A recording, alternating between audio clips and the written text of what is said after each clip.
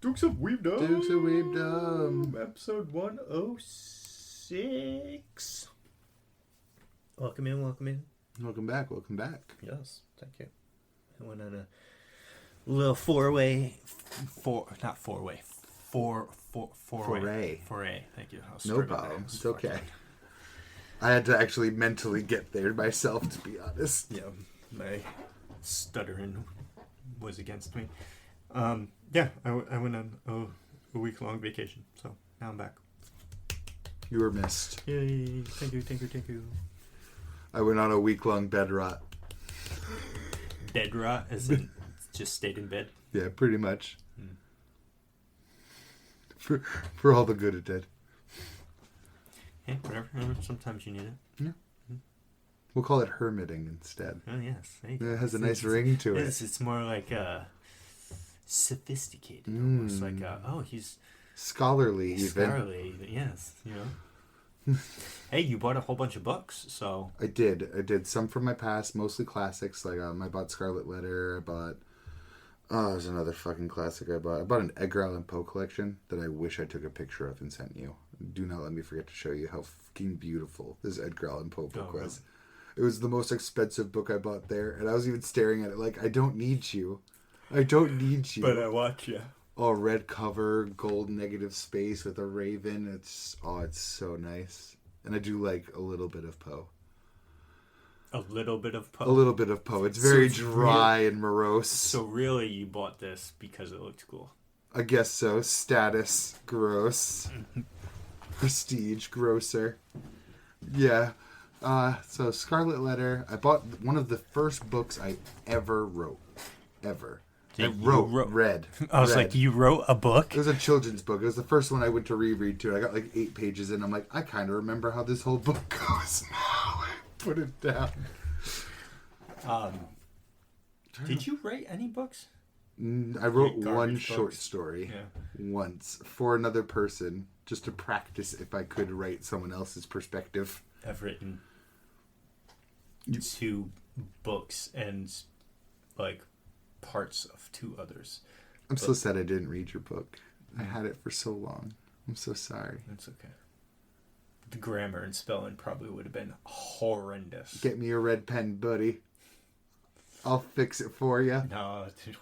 I took a drill for that. The page would look like you spilled blood on it instead of editing marks. Oh, That's no. how much red would be on there. But no, I mean, because it's I wouldn't actually want any editing done on the page. You'd want to probably reread it yourself first, too. It's funny, too, because I actually, let's just say the first book I ever wrote was in 7th grade. Oh, shit. And I threw that away. Sorry, I feel you, brother. It was I was the only book I ever published. Oh yeah, I remember. I gave it away to an ex as a gift. Like, here's a piece of me, the only copy of this book that will ever exist. Damn, bro. It's okay. I have all of the Wasn't it material. just a collection of like short stories and poems and stuff like that? Mostly poems. And I actually found my old live journal where all the poems came from. So you still have the source material. Yes, I could republish it if I wanted to, but I don't think I want to. If I make a larger poetry collection, I would consider it. But I almost want to be like, keep that away from my new material. I want to burn the live journal. The first book was a Dragon Ball Z fanfic, basically. Hey! And it was horrendous. That's what I mean. Maybe I should go on AO3 and start pumping out some fanfics. Beastars fanfic. I'll be a fucking millionaire. But the book I fully wrote, the one that I still have, that was all just me. Good. That's why I would love to read that. Which is one day I decided, you know what, fuck it, I'm going to do it. And the problem with it is, so I would definitely need to spend more time with it. I was in high school. I don't remember if I was sophomore or junior in high school when I started writing it. And I just started writing, you know what I mean? So the copy that I have that's complete is the original. There's no previous draft. You know what I mean? It's this just, is the literal roughest draft possible. yeah, so I just put pen to paper and kept writing. Like, I think in the first day of me doing it, I probably wrote like 10 pages of just off the top of my head, just like, okay, where do I want to start this story? Okay, here. I mean, maybe I got rid of the first page or first couple pages, didn't like it, threw those away, and then redid them. But for the most part, you didn't actually edit what ended up on page. But then, like, I quote completed that story. So, like, that draft is complete of what the first book would be, right? Of all the events, and then maybe you add a bunch of stuff. But then I got a little overzealous because then I started, because around that time is when I discovered that the Lord of the Rings had a further mythos than just the 3 movies. I thought the Lord of the Rings was... that was your simulacrum epiphany moment? Yeah. Or similarian. Simulacrum. Yes. Silmarillion? Silmarillion, yeah. Oh. So that's... But then that started with me just Googling shit. Or Wikipedia and, like, info about it. And, like, I'd get random snippets of, like, oh, there's more than 2 wizards. More than... Or what are all these and stuff like this. So, like, because of that, like, massive world's been made me want to do the same with my story. So I was like, okay, so I started what do you call it? A book on the dwarves of my mythos. So I wrote, that's all typed up. I don't have physical version of it, but I do have the Word document in my email. I have been dying to jump in and be like, did you take notes about lore?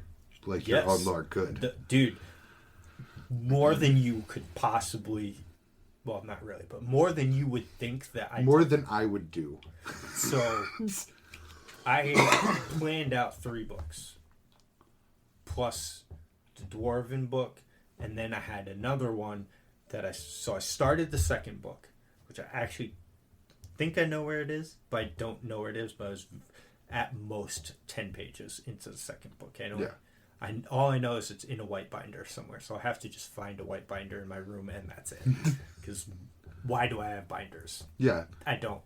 That would be the only reason a white binder would be in my room. Yeah, you know, black binder that one, white binder this one. And so the Dwarven one's all typed up. That one's on the thing. I started the second one, then I started another one of just like lore bits of like basically just bullet notes. But I did take a bunch of notes. Good, because that's the stuff you don't want to have to fill in that much later. Because I did look at this, I'd say maybe 2 months ago. Oh, good. It's in a briefcase in my room. All of my note stuff, and then the book itself is too big to fit in the briefcase with everything else, so it's like next to it. And I went through the briefcase, and I have a vanilla folder, and I was looking at like pages of just top to bottom, fully covered in text of just, here's a name of this person, this is what they do, here's this location, here's something this, quick ideas. I have random pieces. Did you map? I do have a map. Good. No, that giant paper I have down there? Yes. I have one of those folded all up with the map, and I purposely made it bigger and spread things out and left empty spaces to fill in as I progress the story. And I still have the map. Yeah, good shit. Don't ever lose track of that. So I've played with the idea of maybe returning to it. It's been a long time in this high school, so I haven't touched it in, It's one of those things where you pick the hobby you want to master and maybe make some money someday and just bullseye it. If you wrote out a whole book's worth of material already, I'd say that's pretty worth going back and finishing. I would say calling it a book is probably... So I would say I haven't counted the pages, but I would say roughly probably estimate 80 to 90 pages as a first draft. Yeah, as a first draft, you're going to be filling in a lot more. So... Especially with now your big throbbing adult brain. Yeah. And, well, not even just that. My vastly more experience and exposure to other media to draw ideas from. The only thing I'd recommend is make sure you read a book before going back to write. Because, again... For a very, not actually, but a very short amount of time was actually spent on this. I think I only ever actually gave 2 years to this. Like, actually physically working on it. Sorry. If that's... And that's being generous. It's probably more like a year and like a month or 2. Sorry, it hits me in the soul, because I feel you. I feel you, brother. Well, because like you just said earlier about the hobbies, picking a hobby, that's... I was saying earlier about character traits. This would be one of my worst ones. Same. So I played guitar, and I got pretty decent at it, but then I stopped playing guitar. You drew. I drew for a while, and I was going hard in it. I was getting pretty good, and then I stopped. I read a book. I was getting pretty deep into it, and then I stopped. I fucking... There's other ones. Like, I get into a hobby of something that I like doing, and I do it for a little bit of time, and then it stops. I'm right with you, brother. We got into D&D for a little bit. I mean, that was scheduling, but... I got to whittling. I haven't stopped. I've planned out like 3 more, but I've jumped back into writing poetry and song lyrics and stuff, and I jumped into drawing, which I have not done since goddamn high school. And I haven't finished that yet either. So I feel you. Now I'm reading books that I have not finished. Right? So like reading, and you know what, well... That's the first book I ever read or remember reading. Trumpet of the Swan. Oh. Keep it on me, just in case I feel like reading. I'm not bad for one I session. actually read... I was tired, though, on the plane coming back, so that's when I planned to read more, but I actually brought the Divine Comedy with me. Hey! So I read a few cantos of The Inferno, so... Nice. And I've been reading The Tempest by Shakespeare also, because I can't just read books I've already read. I do need to take in new literature. Right. And it's been good. It's poetry and screenplay, so it's kind of like to get through sometimes, but every once in a while he's gotten a chuckle out of me. Yes. I mean, we say it all the fucking time, but really, it's video games. Just cut back on those, and you're just not on them at all for the last, 3 weeks? Yeah, I 4 finally weeks? played video games again, and it was for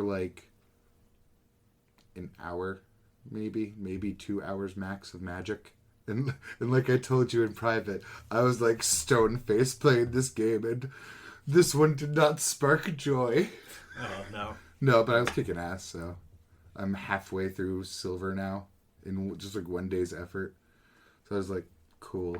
There you go. Maybe I'll get back to Mythic. No, I mean... The... It's just unfortunate because it's okay, so give you the rundown. Going back a little bit. Kingdom Come Deliverance 2. Got that game. Pretty good. I really like that game. Want to beat that. Still haven't. It's that open world RPG element that... So much to pull the ADHD goblins. Well, it's... Oh, here's the main story. Yeah, I think I'm going to go over there and do that instead. And at Kingdom Come, over there takes a good amount of time. Yeah, so I'm nowhere in the story in Kingdom Come. Then I still have Like a Dragon, the first Yakuza Like a Dragon. Yeah. I still want to play the second Like a Dragon Yakuza. Now I have Pirate Yakuza, which I'm digging. I'm doing pretty good on that. I'm pretty. I think I'm touching base here and there. Yeah, I'm saying I'm 50-50 in it. Side content, main content. You know what I mean? Yeah. But then Skyrim Oblivion Remastered dropped out of fucking nowhere, and that's all I've been playing. And then Smite's been still really good, and it's they drop a new hero every 2 weeks. Last week, Guan Yu came out last week. I haven't even played him. Oh no, I did play him once. Because I played Smite once since I've been back. Fun fact, that is the first Smite character I ever played. Because I was Really? like, oh shit, Guan Yu's here. I'm going to play my boy Guan Yu. He's dope. He was broken as fuck when he first came out in Smite 1, and they did the same thing in Smite 2. And I didn't get to play any of it. Time is a flat circle. It was like 3 days of broken Guan Yu, and then they patched him. It's like, damn, I wanted to play the broken. I wanted to jump in on that noise. I wanted the amusement park experience. Right? But anyway, so... Yeah, we're Smite. Today they announced Apollo. I don't really give a fuck about Apollo, but it's like every other week they're adding... You have to wonder, is this going to be the one I want to play? Yeah. So... Yeah, it's up to like at least, not including the Like a Dragon 2, that's like 5 games you're actively playing. Actively playing, yeah. And predecessors in there, but like... It swaps the spot Smite would take, like 2 ships in the night. Well, the problem is I'll play like 1 or 2 matches in Smite, and then I'll switch. I'll play a match of Predecessors. Then I'll go back to Smite, play 1 or 2 matches, and I'll play 1. Congrats, that's like 2.5 hours right there. Yeah. Maybe 3. Well, sometimes longer, because I played an hour-long Smite match the other day, and almost every Predecessor match is like 45, 50 minutes. Hour-long Smite match? Smite 2, yeah. I mean, again, that's why I like we MOBAs. Couldn't end, and then we would put up so much of a fight. Like, we were neck and neck each time. We would go to their base, right? And we'd kill, like, 3 of them, they'd wipe us. But the only people left on that team would be the tanks. So it's okay, because they'll never be able to push. They'll just hold the waves from ending, and then we all spawn and we do it again. And this time, they'd come all the way to us, and we'd wipe them, but then they'd leave like 1 or 2 of us alive. And once again, we couldn't push probably the tanks. Yeah. Or if it was one carry, and it's like they're not going to be able to push all the way down and take it by themselves. You know, they're just not going to be able to. So it was a back and forth of that until one of course, my teammates decided to say, fuck this, and just sat in base, so we lost. No. It's like, God damn it! Stay the course, brother! But then it gets worse. Because I've been seeing Expedition 33 everywhere. And I already wanted the fuck out of it. So I haven't seen anything except discourse. I've seen a lot of people talk about this game, but I have seen none of this game. Well, anytime there's visual stuff, I kind of I don't want any spoilers. I scroll away. Yeah, just whoop. I still hear people talking about Metaphor. Because it was good. And I still very much want to play it. But that's a 100-hour game for me. I saw I saw pretty much that whole game over someone's shoulder. And then there's all the DLCs I've told you about that I still want. And June is next month. Sure is. Oh, and Monster Hunter, I'm still playing Wilds. Just not right now. I haven't played anything since I've been back because I just haven't played it yet because I'll wait for a new update or when I'm feeling because you don't need to go right into playing Monster Hunter. So I'm like overloaded in games right now. I got such a backlog. And then Oblivion, like I said, I've been playing the shit out of it. And my son loves watching me play Oblivion. He got like very angry and crying today when I told him that I wasn't playing any games today. Oh my lord. Yeah, because he wanted to watch me play. And now he got, it was actually kind of funny and cute, but he kind of like stomped away crying to my wife. And she's like, yeah, he's just not playing his games. It's matter. He's like, no, I just have to sit here and be bored. Sorry, bud. That's how the cookie crumbles sometimes. But then I told him that there's another game there's another game like this where you fight dragons. And he's like, what? Can I watch you play that one? I was like, well, I guess I'm playing another playthrough of Skyrim after Oblivion. I was gonna say brutal because it's like, oh man, here we go, 7th Skyrim. I haven't told him, but I didn't know this. I just saw it in a fucking a thumbnail. I was like, what is this? It was a short, and I watched it, and it was at the very end of Oblivion, when you're in Oblivion, fucking Akatosh comes down from the heavens in a majestic giant dragon form and fights Mehrunes Dagon. That makes me so sad. I love Akatosh. And I'm like, damn. That's my patron deity in Skyrim. I always pick Akatosh.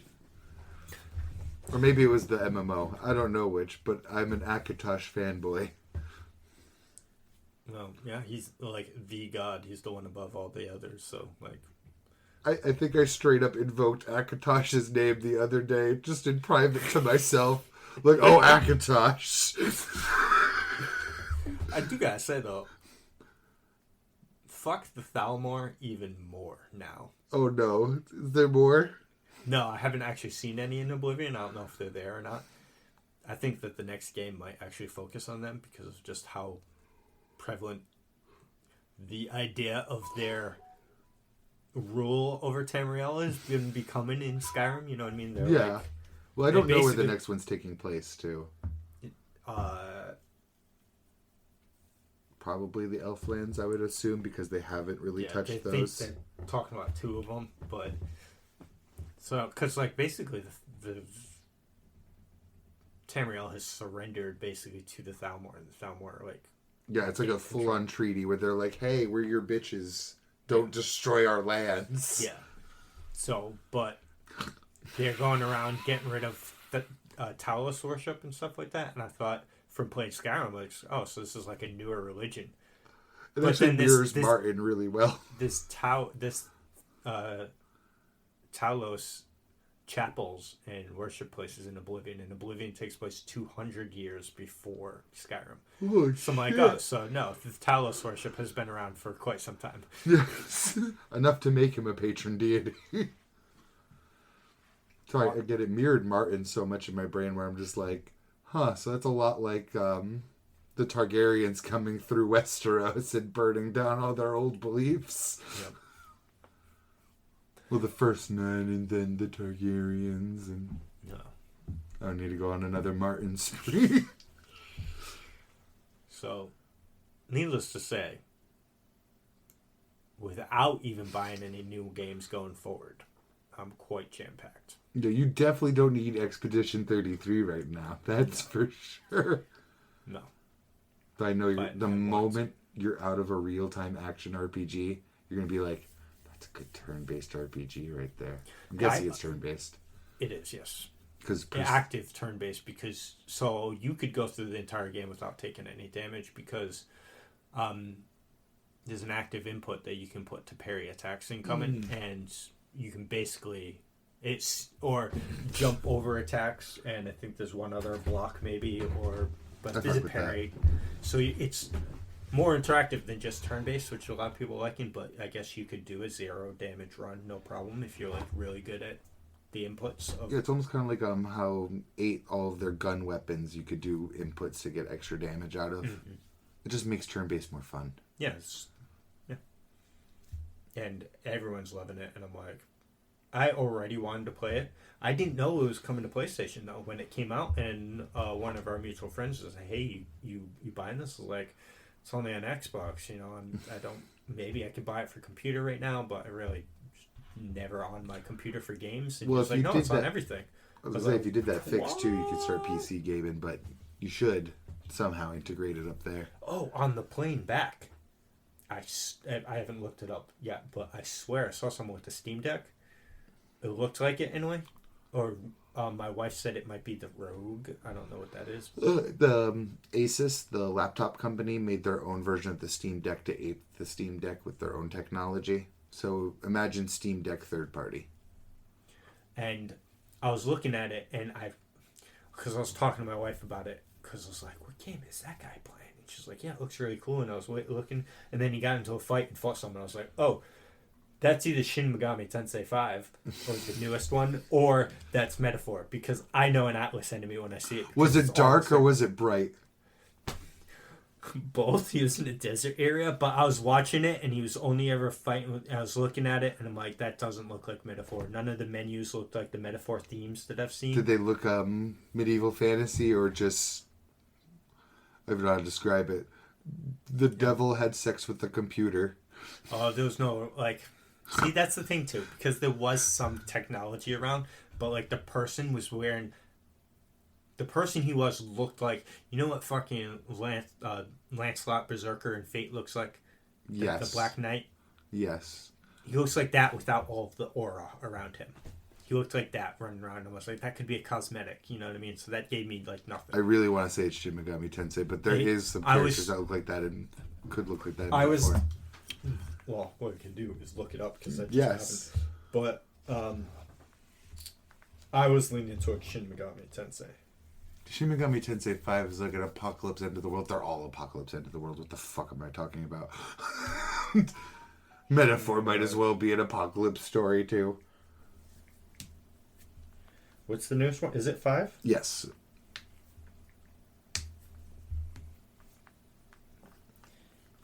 Come on, give me some like gameplay.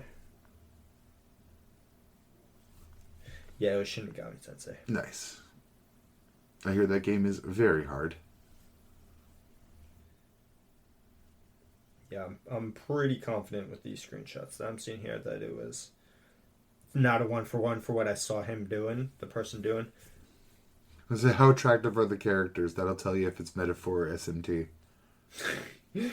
Metaphor has very pretty, very nice looking characters. SMT has a cast of edgy lords from what I saw. It's looking that way, yeah. That's okay, yeah, it's...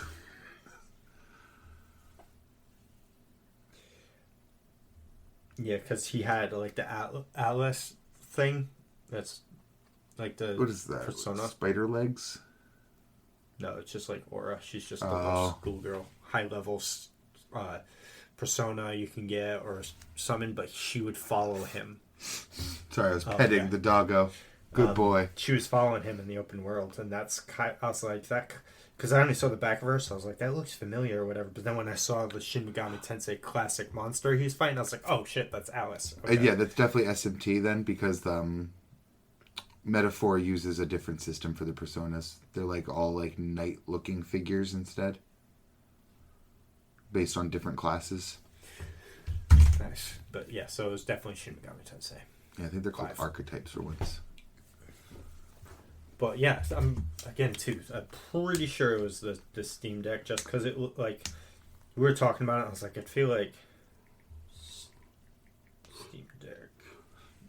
Yeah, it was the Steam Deck. Yeah. Nice. What does the Rogue look like? That's probably what I would actually recommend for you because I don't feel like you want to play any big, intense PC games. Yeah. So the dead giveaway is the Steam Deck has those little like what look like mouse pads under the computer mouse pads under the thumbsticks. His had that, whereas the Rogue doesn't have those. But anyway, yeah. Oh yeah. I was like, that's dope. Because that's a great thing to play indie games on. That's what I would aim for. It just opens the world to so many... Like, Steam has so many games to play. And it works as regular desktop. You can run, like, desktop applications on your Steam Deck. Like, you can run Windows on it, I'm pretty sure. Nice. Or any browser. So I'll just time in. I wake up so early for work, and I go to bed so early now. I would have so much... Because, like, when I had my previous job before this one... Once I stopped raiding, when I stopped raiding in 14, I felt like I had all of the time in the universe to do whatever I wanted. You finally did. Because I would get home from work, because I worked right down the street, so I'd get home from work at like 3:45, and then I'd be awake until like 12 at night. You know what I mean? So like, the kids would go to bed at 7:30. Well, my daughter wasn't born yet, but my son would go to bed at 7:30, and from 7:30 to 12 I did whatever the fuck I want. So I would really do it till 11. So I kept my same routine of like at 11 is when I stop playing games and I go raid. Yep. But what I would do instead is I would do whatever the fuck I wanted, but at 11, okay, let's go upstairs and wind down, sit in bed, start maybe, if I wasn't drawing already. If I was drawing, I'd just keep drawing. Or I would be like, okay, let's draw a little bit of this thing. Or draw a little bit more of the picture I'm working on. Or read my Berserk volumes. Just fucking bang out a whole volume maybe. Sitting in an hour. I was fucking crushing those things. I haven't touched them for so long. So I mean, This is advice to both of us. We got focus. Just do it. Again, advice to both of us. I have been jumping around so many goddamn hobbies. What I really should... Well, see, it's tough, though, because my son really likes watching me do that stuff, so... I shouldn't just, like... If I was mature, I'd be like, limit video games just to, like, the weekends or something. But now the nice weather's coming out, so I'm going to be outside with my children during the nicer weather, you know what I mean? So I'm going to lose more time. Well, that's also... thing is, you can go out, start playing for a bit. As your old man body gets tired, you'd be like, keep playing, and you can open up a book like a classy gentleman. Or manga. Like a classy gentleman. Yeah. Well, I could do that too, like, because he would want to still play outside, but he can't do that alone. Yeah. So I could bring a book outside, sit in a chair Just while read. he plays around the backyard, and I just fucking read. Or work on your book, but that one he's going to try to like pull your attention away constantly, I imagine. When he's outside, he's pretty, what's the word? Independent? Yes, independent. So I was just catching the vibe. But I still have to, like, pay attention to some things because, like, he likes to throw rocks. And there are nice, fragile windows around. Ripe for the break-in. Ripe for the break-in, right? And fences, I've seen him throw stuff over the fence. I'm like, don't throw things into the neighbor's yard, please. Don't do that. Don't be that guy. Just some good old boys. So yesterday, my Monday, because my brother-in-law was watching my dogs for me, so he had my house key, my copy of my house key, so he brought it back to me on Monday night. And my son saw him, so he came out to talk to him, and we're just kind of talking, like leaning through the window talking. And there's the crushed rocks in the driveway. Oh, no. And he was just playing with them. I was like, whatever, he's just making a pile, whatever. But then I saw in my corner of the eye, he grabbed a whole bunch of them and just threw them all in the air and landed on the neighbor's vehicle. He casted stone rain. Yeah, but thankfully the vehicle has been inoperable and they don't drive. It's been sitting in the same spot for like 8 months. Small blessings. And it only landed on the roof and only a few. You used like one or like 3 or 4, just kind of, and that's small, tiny rocks, so. Nothing hit a window. No little dents. No dents, nothing. no scratches. But at the same time, it's like, yo, what are you doing? Yeah, what was the goal, buddy? To cast stone rain. Yeah, cast stone rain. Cast fucking daddy has to pay for some damages. I don't even know what you're going to cast. Lasso of truth. Get the fuck away from me. Lasso will whoop that ass. No. But like I said, he likes watching me play my games. He likes watching me play Smite too, and watching me play Predecessor. That's a good son. Liking watching a MOBA. Yeah. That's a great captive audience. The problem is, though, he likes heroes and gods based on appearance. Like, he really wants me to play Morn, and I have zero interest in playing Morn in Predecessor, so I'm like, I just don't want to play him, but I'm sorry. I'm so sorry he's the cool tree guy. So sorry. But then in Smite, he only ever wants me to play Chalk, because Chalk's his favorite, because I have a cool Chalk skin, and he's like, I like that skin, and I just want you to play Chalk. And I'm like, sorry, bud, I'm playing mid lane right now, and I can't play Chalk. Brutal. Yeah. Or it's like, I want to win right now, right? Yeah. And he doesn't understand the concept of, like, counter picking either in, like, Predecessor. Yeah, I'm like, why aren't you picking? I'm like, I'm waiting to see who they pick so I can try and counter pick. He's like, just pick the tree guy. Just pick the cool one. Come on, Daddy. Or the giant robot. Crunch. Oh, at least that one's fun. Yes. Morn's not bad. But he hates Fang Mao and Quang. So, like, god damn it. Those the are regular dudes. They're my favorites. I'm like, I think I'm like 3 or 4 matches away from getting Quang's mastery skin. Oh, shit, man. And I already have Fang Mao's, so. Oh, shit. Yep. I miss it. I miss our Saturday morning Predecessor stuff. I miss my digital life. Hey, but, you know, you're doing good stuff. Yeah. Hopefully I can turn this into a volume of poetry. in song lyrics. Hopefully I can finish something I start. Yeah. Right? Yeah. Cut right to the meat and potatoes. Finish one of those whittling. I know. And my fox looks really good right now. And Well, I was going to call it there. Here's a question for you.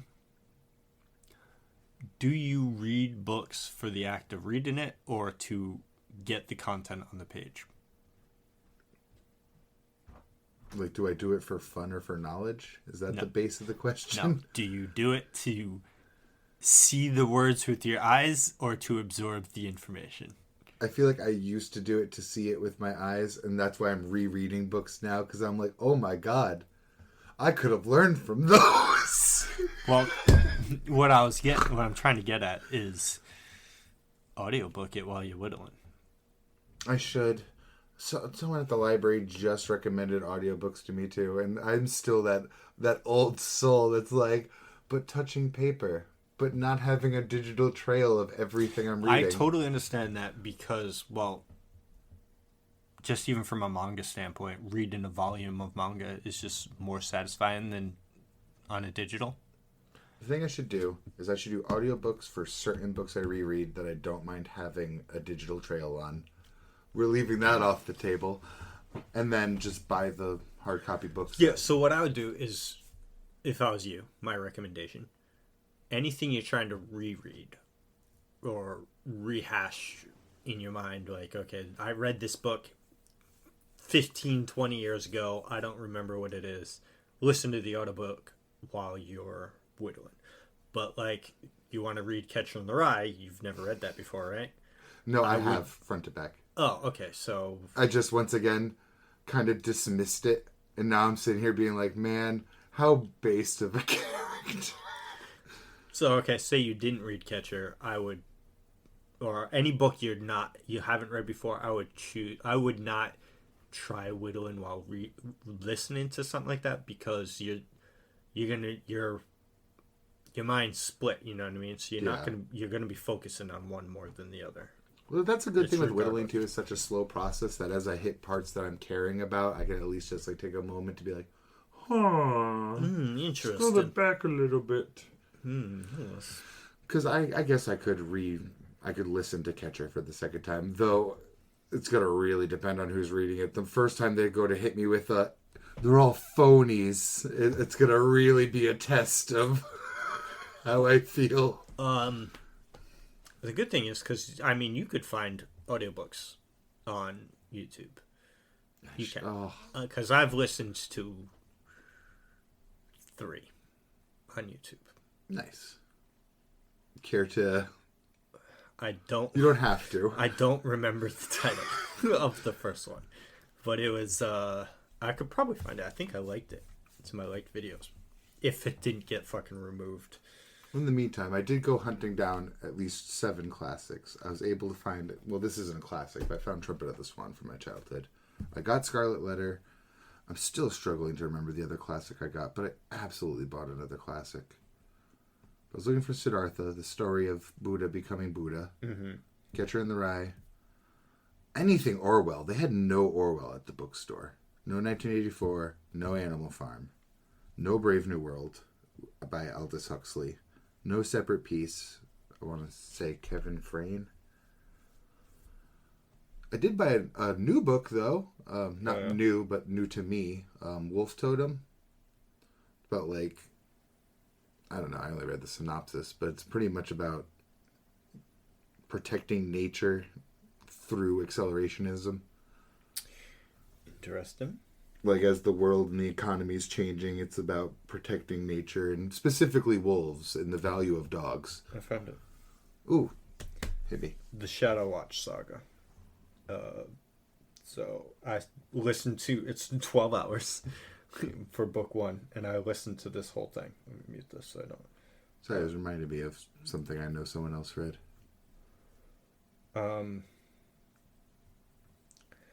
So it's kind of... So I listened to that. I didn't finish book 2. And that's only part 1 I see, actually. So it's part 2 to book 2. But it's basically how do I describe this? It's I was like, about to look up a synopsis if you didn't. it's like, so there's magic in the world, but it's not like it's like kind of softer magic and like loose, The best kind. but like sometimes We'll get back to that later, by yes, the way. yes, certain people's like, my only magic is that I can fly. You're like, oh, that's kind of cool. But then other people are like, oh, I can do more. She's the chosen one, basically. Here's a shot in the dark to urban fantasy. As in, like, modern day towns and cities, but fantastical magics. No, old timing. Oh, cool. Yeah. Cool. Medieval setting. Piece it into my brain. So, like, she's like a special kind of, main character. She can do all the like the Avatar kind of thing. The main characters. Yeah, main character stuff. And, like, her magic is, like, super strong or whatever. And, but people with magic are all hunted down and killed. And they're like, the society does not like them. And that's because the king of the place, or like the ruler, I forget what his title is. Yeah. Made it that way. But then you find out it's because he's also one, but he strengthens himself by drinking their blood. But not like a vampire, just like... Yeah. He siphons out their blood and somehow Finds uses that to strengthen himself, and he lives longer. And then he has his own minions that go out and search for things, and they transform basically what look like, sound like gargoyles. Like, they transform into these badass. It's actually pretty cool. The main character is a girl too, which is kind of refreshing that it's different. You know what I mean? It's not always just a dude. I'm totally open to other perspectives. Gender swapping. Not gender swapping, but like, you know what I mean? Yeah, exploring, again, a different perspective. Yeah. And it's got some cool things like her. So it's like you'll know. What's that fucking thing with the bow and arrow? Hunger Games. Yes. Where it's like, I was thinking Divergent also, because I believe that is a story about weeding out people that are divergent from the norm. Yeah, and so you know what else I thought? Centuria. I feel like this is gonna be maybe, but so it's like funny. Not funny, but it's like a twist is like her and her childhood friend, they were slaves basically, and he was gonna get executed for something, and she saves him and that's how she discovers she has magic, but also just told the whole world that she has magic. She thinks that he dies there in the execution because she passes out, but he didn't. They send him to the front lines as some fucking like grunt, and she gets held captive, manipulated by the main bad guy, but then she escapes. I'm giving little laughs, but honestly, it sounds really dope. It's pretty good. And then the main guy climbs the ranks of the military and becomes the main bad guy's like trusted dude. So it's now her childhood friend is now her like main like bad guy, and she got Lelouch and Suzaku'd. Yes, but Lelouch and Suzaku, I mean, they might team up later, but they've interacted with each other a few times now, and like it's not good. Oh, little boy, more like Ezra and Urza and Jalal. Yeah, but even then, they kind of just end into a will they, won't they? This is like a hey, there's another book.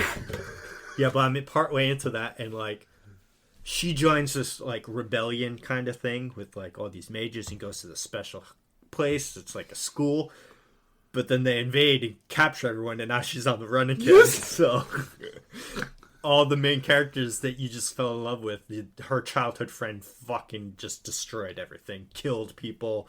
And so it's like, damn, dude, it's pretty good. I need to go back. It sounds really good. And I can't remember the other audiobook that I read, and then I recently, like within the last month or two, listened to The Children of Horin on audiobook. So I've read the book twice, and I listened to the audiobook, Lord of the Rings. Okay, thank you. And read by Christopher Lee, so the dude who plays Saruman in Oh, shit. Yes. Nice. So I had to. I was like, because I've heard passages from it before, like some of the cool things, like Hurin's last stand before he's captured and stuff like that. And he does a really good job. So I was like, I just need to listen to the whole audiobook from Christopher Lee. So I looked it up on YouTube and I found 17-part series or whatever. Oh shit! Of it. It was like however many chapters, because each video was a full chapter. So I banged it out in 2 days. Shit, two work days. Again, very admirable. I respect. I checked out another book, but I can't for the life of me remember the synopsis. It's like, grab cyberpunk, Noragami's like belief in different gods give them power, and Egyptian, and smash that shit together. So Neo-Egyptian religions where there's like different armies for like the pantheons. That's cool. It's like this fucking thick on paperback. Damn. It's like, he's a chunky boy. it is. I'm almost gonna write down the name and consider listening to that in audiobook and returning the actual book. Damn. I'm more than considering. I'm like, that's a good fucking idea. Because again, it's fucking huge. I don't know what I was thinking. Think I'd get through a book like that and Wolf Totem, because Wolf Totem is also like this goddamn big. I mean, it really comes down to, just to loop back to the beginning of this conversation, it's just The hardest thing in the world. Time management. Mm-hmm. You just got to be like, okay, I'm going to set aside an hour. Because the problem is I jump on a video game and I just don't time manage. I'm like, I'm going to only play for an hour. Yeah, okay, I'm going to play the rest of my available time before I have to go to bed. This is why I like daily quests. Because most games, if I'm done with my daily quest, I'm like, this is the time. Goodbye. Thank you for not rewarding me beyond a certain amount. Goodbye. But that's the problem. Excuse me. You're excused. None of my games have daily quests. Smite has, like, kind of daily quests, but it's like you would complete all of them in the first match you play. Oh, Magic's like that too. If you play 3 matches, like if you stack up enough daily quests, some of them overlap, like attack with 45 creatures, play blue and green spells, play green and black spells. So I'm like, okay, Sultai deck with creatures, we'll get this cranked down in 2 matches. Yeah, it's kind of like that in Smite too. It's like, get first win of the day, deal X amount of damage, acquire X amount of gold or something like that. Kill X amount of minions, kill X amount of the special minion. This is why I hated Overwatch too. Because on your like weekly or daily quest, it'd be like, block this much damage, so tank. Heal this much, so healer. Yeah. Do this much damage here. It's like, oh, why are you making me play every role? You sons of bitches. To get you to play more. I know, that's what I hated their daily quest for. It should only be like 3 matches, you know? Mm-hmm. But it's not. It's not. But yeah, no, that's all it really comes down to, is that I just need to... I was just saying today, if calendar apps didn't suck on phones, because they do suck on phones, in my opinion. Calendar apps? Yeah, like it probably came on your phone. Yes. The apps for calendars always suck, though, to try to schedule with. Or I would recommend that. I'd actually recommend a day planner. Like an actual paper day planner. I had one of those at my last job for work. Nice. Because it's really going to come down to that sometimes. Be like, I have to read for 1 hour. Boom. I have to write for 1 hour. Which is the worst way to do something creative, though. Is to be like, this is my creative time.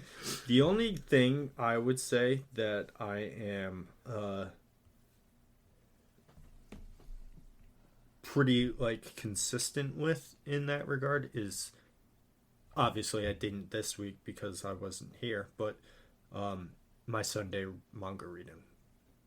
I'm pretty on top of doing that every Sunday. I read manga about the same time every Sunday. I need to get back on doing it every Sunday. Well, it's just convenient that that's when I'm at my in-laws' house to because we go there for dinner or whatever. Yeah.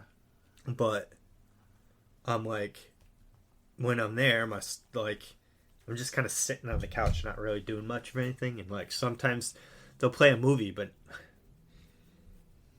it's most of the times it's movies I've seen, because it's just like it's from Disney Plus, so it's like a Marvel movie or a Star Wars movie that I've. It's not even like worth lifting your head for the rewatch. Yeah, so most of the time it's just I'm on my phone catching up on manga. I feel that whenever Until I'm dinner, around obviously, TV. and then, we're doing stuff. But, like, when I first get there, just like, I sit down, kick up my feet on the couch, and just fucking swiping away some manga. Hell yeah. And it's perfect, too, because in the morning, it's too early. Manga doesn't come out until 11. So, you gotta wait for the shonen app That's to how update. on top of it you are. You know the exact time they start dropping. Right now it's different though, because it's 11 on the last daylight saving, so not this one. So I think it's at 10 now. Oh man, damn you, Benjamin Franklin. I'm like, when was the last daylight savings again? Which direction was it? I'm on board with them just not doing it anymore.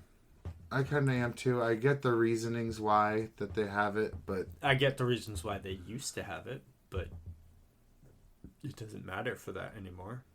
They did it for farmers, but like farmers, and I believe was supposed to like line up with something to do with rotation. Well, I think it was for farmers and the markets, so that they could still have time to get up in their mornings, make it to the market and stuff with daylight and all that. Yeah. Jazz. Assuming. I'm just and then still here. get their kids to school. But I'm like, we don't need that anymore. But then I'm sitting here like, which one do I want? Do I want the one where the sun rises earlier in the day, or do I want the one where the sun rises later in the day? So you do care about that 1 hour is what I mean. No. Well, I don't want it to change. I want like the time to just stay. But it's like when you decide which one is which. Yeah, that's going to matters. decide when one of your seasons is going to have a later sun than the other. Yeah. So I think it's... We all get seasonal depression anyways, so it's sure not fucking helping us. Right. So no, I think I'm with you. I think you sold me. I will say though, I actually didn't mind this past winter. I feel like we're going back, we're reversing each other, because like you used to love the cold and now you hate it. And the cold is growing on me. Me and my whole household went through some real rough seasonal depression this past like fall winter season. It was bad. And now, I didn't feel like it got that cold, but our hearts did.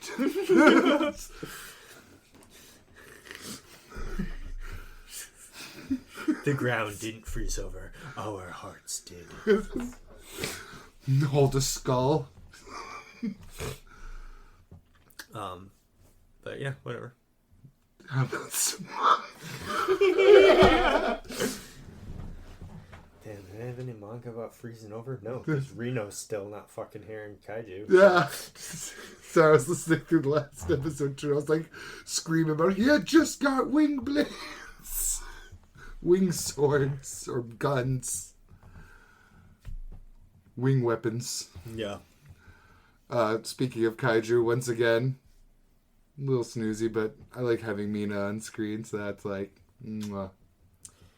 It was better than last chapter. Hey, it looks like Kafka's about to destroy this corp. All I'm saying is we haven't gotten the announcement of kaiju's ending in 5 chapters.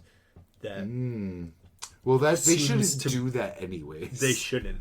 But, because, like, JJK did it, Oshinoko did it, and Black Clover's done it. I'm really hoping they just learn their lesson being like, man, people don't like when we do that. They math out how much content's left. I think there should be announcements in two regards.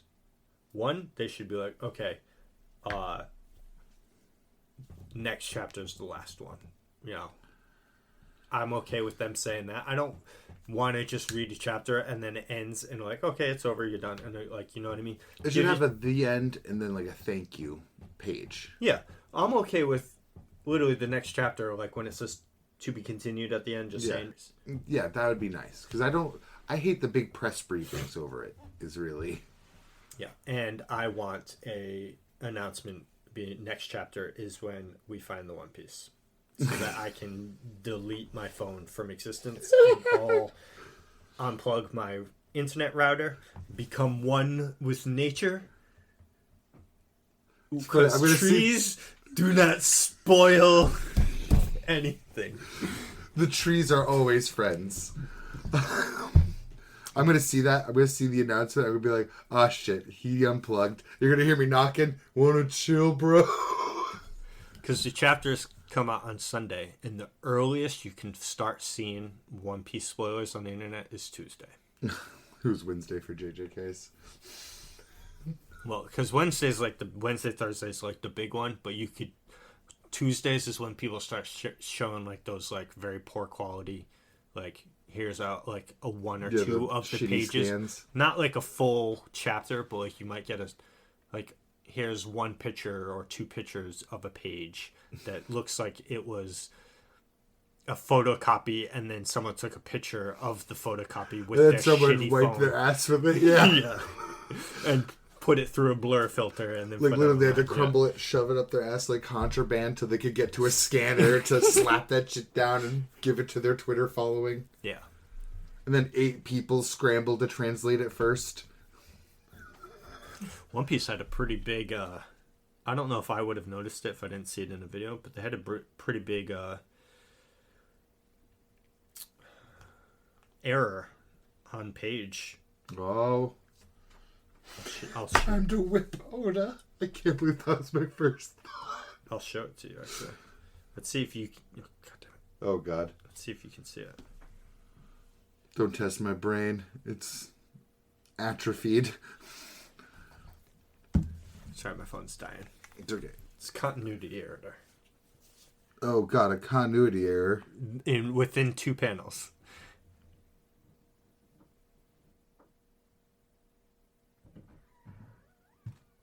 It's okay to give up. I'll just... I'm giving up, but it's dope panels. Left hand cut off. Right hand cut off. Yeah, and he does still have a right hand in all of these panels, too. Yeah. Oh, there it is. Just in time. On my phone. Oh, no, it just locked. Okay, good. It is dying, though. It's at fucking 2%. So, easily the back of him, and you see his left hand fall off. You see the right hand gripping the weapon. Yep. And right here, left. Oh, actually. Right here. It goes right here. That's in the next panel. It's like, oh, no, now the right hand's missing. So, I would not have noticed that. No. Well, it did maybe want to check if the severed arm is left or right. Maybe that's where it all went wrong. But, I mean, it's no big deal. It's just I found it funny. But, yes, like, it's going to be obvious that the One Piece will be next chapter or whatever. I want to be just... That's... So, like, sometimes I'll watch... Most of the time I'll watch the because on Friday, that's when all of the YouTubers put up their reactions to the chapters, even though it comes out on Sunday, because they all do scans. Complete social media. Yeah, so, like, most of the time I will watch, like, I'll watch Grand Line reviews, chapter review on Friday, sometimes, and then I'll read it myself on Sunday. But when the One Piece is found, I want to read that myself. I want my own reaction from the page. I don't want to hear someone tell me that such and such happened, and then be deep meanings. Yeah, I don't want to react to a YouTuber telling me what the One Piece is. I want to react to me seeing it on page. You want it right from Oda's mouth. Yes. So, I will fucking blackout. I thankfully have not been catching spoilers, but that's because I have not been on Twitter as much lately. Good. Yeah, it's so good for me. You just mean in general, like your Kagurabachis, your nothing. That's good. Yeah. Spoilers suck. I haven't been taking in third-party manga content. That's how I'll put that. Yeah, there you go. Just a tiny bit of analysis from War Devil on Blue Sky. Everyone follow them if you like Chainsaw Man. Just that good. Again, those posts I sent you, I'm just like, oh, god damn. Yeah, it was good stuff. Oh. Speaking of good stuff. Chainsaw Man. Chainsaw Man. Was it good stuff, though? I mean, it's as short as ever. It was it was good. Some interactions with Denji and Yoru, him just being like, yeah, she's crazy. No, we didn't coordinate this. I just know she's crazy. And then the Justice Devil forming the gross people arms, and they're all begging for mercy as he smashes them around. It was neat. I can already see it in my mind though, where Denji's gonna be like so over it by the next panel of the next chapter, because it left off with him still reacting to it. I almost imagine him being like, "It's the best thing to do to put them out of their misery." Chop, chop, chop, chop, chop. Yeah. That or they don't have boobs. Chop, chop, chop, chop, chop. I'm still just sitting here being like, I don't know what the fuck's happening with Chainsaw Man. It's just like, is he just long term? Yeah. Is he just doing things to shock value us every chapter? Be like, I don't feel a cohesion of the events that have happened in the last like 6-7 chapters. I feel like all themes, time no is plot. just like jumping. You know what I mean? Yeah. It's just like, where's the webs that connect everything to like? It's like the way I put it, feel like it's rushing. But maybe I feel like that because it takes me literally a minute and a half to read a Chainsaw Man chapter. That's the reread will be like generous. But no, I feel you, because again, when we said the Falling Devil arc before, we had to be told after the fact how powerful Falling really was and how many people are affected. Now Falling's back, standing next to the Death Devil, not doing nearly as much damage as they did last time. And then we have the Justice Devil here, and I just they're care. Cool. Yeah, they're cool. I'm sure they're throwaway though. Like in my mind, they're already throwaway. Like how you treat Hirohiko in Kagurabachi is how I'm treating the fucking Justice Devil right now. The fact that he's still alive angers me. I thought of you immediately. I'm like, he got away. I can feel the rage. Oh, but that panel when he's all fucked up and his eye looks like it's about to fall like out. Disillusioned too. And he's just like, kill me. Chihiro don't love me. Oh God, I feel you, bro. I was vibing with you enjoying that moment. Oh no. I'm not even lying. I'm like, that look in that eyes. I feel you. But he lost his sword, so he's fucking useless. Yeah, which you called. I did. You didn't call him dying, but you called that he would lose the sword here. And it looks like the Kabunami is grossly underestimating the Hishaku right now. Yeah, the fact that it's 7 people as strong as the others have been, or have at least shown, I think they're gonna wreck HQ. Yeah. But our boy Hakuri's back. I thought I wasn't even happy. I'm like, this poor boy. They'll never finish one brain surgery on this poor kid. Every single time it's like, hey, let's fix your brain. Oh shit, we don't have time to fix your brain. Use your brain again. Oh fuck, we have to fix his brain. He's gonna get fucked because he's gonna transport like Samara and Kagurabachi. I did it on purpose that time. I wasn't too sure because you petered out in the middle. Yeah, I did. He's good. It was more because I was like looking for a reaction. He's gonna teleport Chihiro back to HQ, whether he brings Samara back with him or whatever. So and then he's gonna fucking gush blood from his eye holes again, and then he's gonna pass out and brain surgery number 3. Also, but again, why are they not bringing the girl that just regenerates and heals everything? Because she's a child that needs to be protected. But she likes him, and well, yeah, he's met her. They've met each other. I think Hakuri's met Char. Yeah. Yeah. So yeah, they're friends. Char would help him out. It's not like healing hurts her. I think they are generally trying to be like, Char, go back to your family. Go what be family? a kid with a life. Oh, yeah. Mom died. It's going to be the Kagura orphan. Or and Kagura again, orphanage. Motherfuckers had to explain away that Shiba's just on babysitting duty to one of the other sword Truly masters. the All Might of this universe. Oh, that was what I was going to say earlier. I was like, they brought up that guy's magic, and it's like one of the first times that in real time they explained somebody's magic with diagrams. I'm like, no, don't go to the Togashi. You were doing just fine not explaining how people's magic works. It was short. It was small. When Chihiro explained it with the passing out diagrams? No, the sword guy who builds up damage into blasts. Because they didn't do that. They pulled the fucking JJK Gege with Natural dialogue. No. Narration. Well, no, it was natural. Someone was talking. No, was it? I think it was a narrator explaining the stuff at the end, the tree shit, right? With the explaining how. It was that, or one of the Kamunabi guys was talking. Yeah, probably. I hope, I because hope too. I don't know. I'm not the biggest fan of narrators. I like that good natural dialogue. That's why I kind of like light magic systems lately, is because they don't have to sit there and be a mouthpiece of the author. Narrators are ass. They are. But also, ass is the way JJK Season 1 would pull away from scene to Nanami in a cafe, being like, how many black flashes did I hit in a row? It's like, God, there's got to be a better middle ground than this.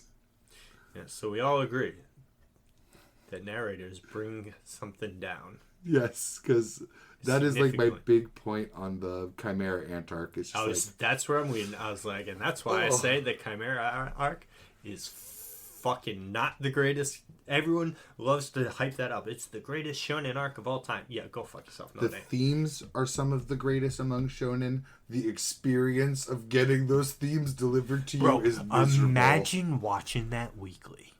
Oh god, I mean, we were binging it together, weren't we? Well, I don't know. I remember. I think it was your second watch. No, I think we watched it together. No, I remember watching it myself. Okay, then maybe I did binge it on my own.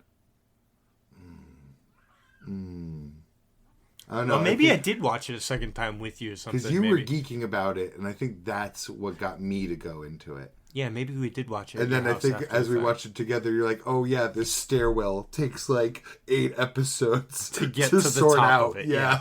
Imagine watching that weekly. I'd rather watch fucking One Piece weekly. Yeah. That's why I'm a York New fanboy. York New was short, sweet, to the point, and they didn't have to sit there and be like, our plan is to knock out the lights and have Leorio in the living room there to be listening on the phone. No, they just showed you what they planned instead of telling you.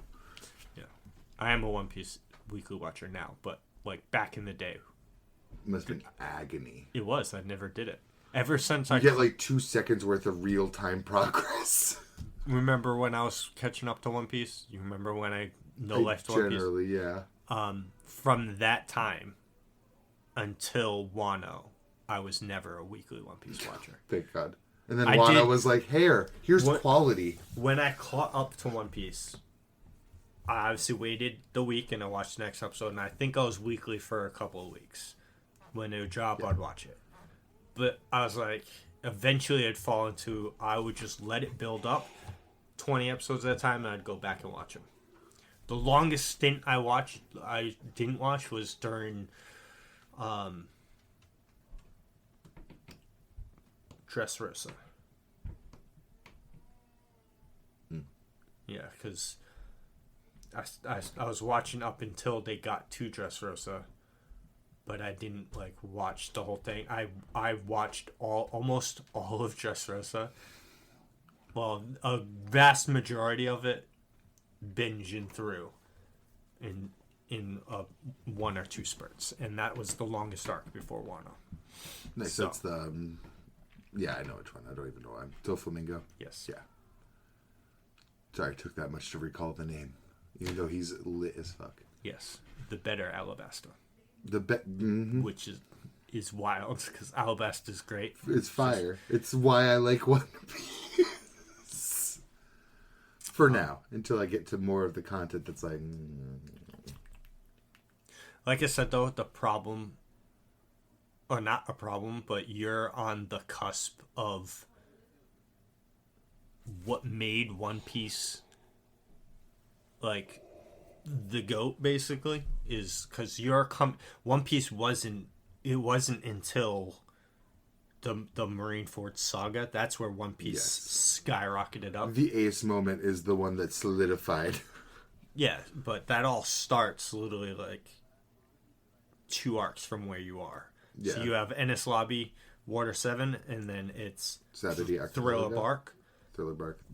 But the events at the end of Thriller Bark, like, because most of One Piece, you have Thriller Bark's Greco Moria. Yeah, you have X Island, right? So we'll go back to Alabasta was like the first one. So like you had the the few things that lead up into the main Alabasta, with all the... Yeah, that's literally where I started my reading, too, was, God, it's where Springy Leg Guy was. No, it was the... Springy Leg Guy is way later. That's right before Skypiea. Yeah, it was where Zoro takes out the, 100 people from Baroque Works. Yes. Okay, yeah. That's exactly the island I started at for the reading journey. Yeah, and I think the mini arc right before it ties into that, and then that ties into Alabasta and stuff like that. But then after Alabasta, you go into Skypiea, and Skypiea and Alabasta are disjointed from each other. And then Skypiea... Quite literally, too, dimensionality-wise. And then Skypiea is disjointed away from Water 7. But Water 7 is Water 7, Enies Lobby, and then back to Water 7. That's all one story. And that's separate from then they go to Throw a Bark. The events aren't tied And that's together. where you start getting the pieces of, Smile and Doflamingo sprinkled in, I imagine. Well, that's in the post-time skip. Okay. But that's Throw a Bark is when you start, everything starts piecing to Marineford. Because at the end is when you meet Kuma. And he is established as, I'm big fish. I'm way too strong for you people. Even though you're all fucked up right now, even if you weren't taking me out. You took out Moria, you ain't taking me out. So you meet him. Then they go to Sabondi. And then Kuma's there again. And Kuma fucks them completely over, but actually saves them. And then it's tied into Amazon Lily, and the events of Amazon Lily are because of Kuma. And then it's tied in. From there, that's when Luffy finds out about Ace. I knew Kuma was the big badass. I didn't know his implications stretched out like that. Kuma was already a G for the longest time, but then in the last arc, Egghead with the current anime arc, they gave him backstory. The most tragic, saddest, best flashback in all of One Piece. I caught the tiniest whisper of it happening, but just like you, I was no visuals. Because Kuma's cool. So I'm I'm not, if I could preserve something to not be spoiled, I was I'll take that one. Yeah, because on Amazon Lily is where Luffy finds out Ace has been captured. And then that's when he starts, he's okay, how do I save Ace? Is that also where he meets Boa Hancock, I presume? And they work together to go to Impel Down to get Ace out. By the time Luffy gets there and goes into Impel Down, Ace is taken out to go get X. So now Luffy has to get out of Impel Down, and then he gets out of Impel Down and has to go to Ace. So he goes to Marineford. So all of these arcs are literally, it's a straight line of Luffy. That feels a lot more smooth in general than Next Island. Yeah. So you're on the cusp of that fucking that's the uphill on the, not an uphill the rising action. The rising action of One Piece. But then the problem with the small islands is the peak is so much shorter until you actually get a nice investment. Yeah. Because then the problem is then you go Marineford, then you get the Ace, Luffy, and Sabo backstory of when they're kids. You get the whole story of Luffy's childhood before, right after he met Shanks. So you get all of Luffy's story from after he met Shanks in episode 1 until when Luffy sets sail at the end of episode 1 or whatever. So you get that chunk, how he met Ace, how they became brothers, how they met Sabo, all of that stuff, and all of Luffy's childhood. You get that all in an arc right after Marineford. Then time skip happens back to Shibondi, and they're okay, we're going to Fishman. And that's what the problem is, because you had that huge high, and Fishman is a problem where it's it's been hyped up for so long because they were supposed to go to it back here. But Marineford happened. And we've heard about it for years, so the expectations are way up here, and then we get there, and the power scaling changes and stuff that. And it falls short. It's longer than it should have been. That's the biggest problem, because having a little one that doesn't feel as big of a step on the journey would be fine if it wasn't also long. It's not long by One Piece standards, but it's longer than it needs to be. It needs to be on an anime. It's long enough where it could be its own anime. Obviously, almost every arc is in One Piece, but And then it's like, okay, so Fishman's a nah. Then you go into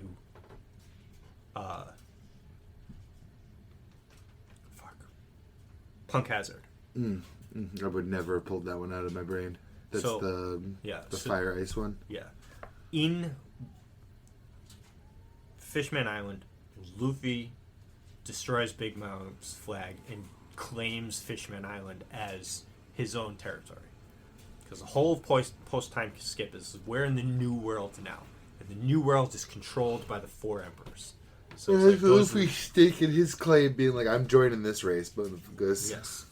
But then when he goes to Punk Hazard, that is literally where you see the Smile Factory. That's so the Smile Factory is on Punk Hazard. Oh. And Luffy meets Law on that island, and Law proposes to Luffy in a pirate alliance between the two of them to take down Kaido. In every arc from Punk Hazard all the way to Wano is the next Yonko saga of the build-up to take down Kaido. So it's Punk Hazard. Law's plan is it evolves into other things, but his plan is, okay, we're here on Punk Hazard, we destroy the Smile Factory. He can't, or we take Caesar, who's the one who makes the smile. That's who I was confusing for Greco Moria earlier. Yeah. Just as an explanation. So we kidnap him. So they do that. Then their next plan is, okay, then we're going to go destroy the Smile Factory in Dressrosa and take down Doflamingo, who's working in the underground for Kaido. So then they go to Dressrosa and they take him out. And they meet Kinemon and Momonosuke here, and they don't know yet that they're directly tied to Kaido and Kaido's bullshit on Wano. And we'll find that out bits and pieces through it, but then they go there. Then they beat Doflamingo, and they're like, okay, let's move on from here. And they go to Zou to help Kinemon and them find the next person. On Zou, Jack, who's Kaido's person, was there before them and fucked them all up. So again, clashing with Kaido's stuff.